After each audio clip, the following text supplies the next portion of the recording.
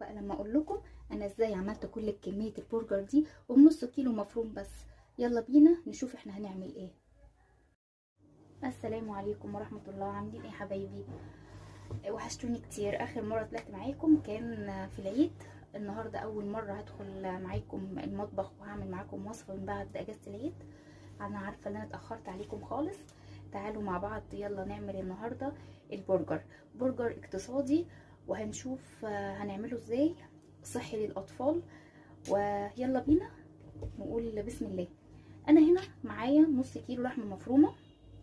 نص كيلو لحمه مفرومه بتاخد معايا ربع كيلو من فول الصويا. ده فول الصويا اهو. احنا اول حاجه هنعملها اللي احنا هنحط ميه سخنه على الفول الصويا ونسيبه شويه لحد ما يختمر خالص ويبقى طري خالص ويضاعف حجمه. بعد كده هنمسكه هنغسله وايه وهنركنه معايا دلوقتي. ده كده بالنسبه للفول الصويا.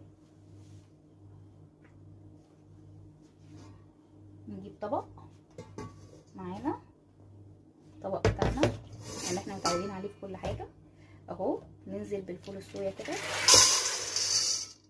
طبعا لكل نص كيلو لحمه ربع كيلو فول صويا. لو عايزه تزودي زودي بس ما تكتريش عشان الطعم ما يروحش منك. طبعا هنغمره بالميه السخنه زي ما احنا شايفين كده. كل ما هتديله ميه هيشربها. احنا في الاخر هنسيبه خالص لحد ما يختمر خالص ويضاعف حجمه خالص ويضطر خالص خالص. بعد كده هنصفيه وهنغسله وهنركنه على جنب.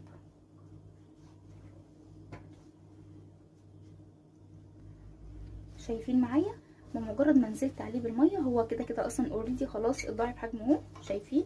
وشرب عيات الميه اللي انا كنت حطاها. برضو احنا هنسيبه شويه طبعا علشان يتشرب بقيه كميه الميه اللي انا حطاها، وهنرجع له تاني. اثناء ما هو بنسيبه علشان يختمر خالص ويتضاعف حجمه، احنا هنظبط معاكم اللحمه بتاعت البرجر. اول حاجه لحمه البرجر انا محتاجه معايا هنا نص كيلو لحمه.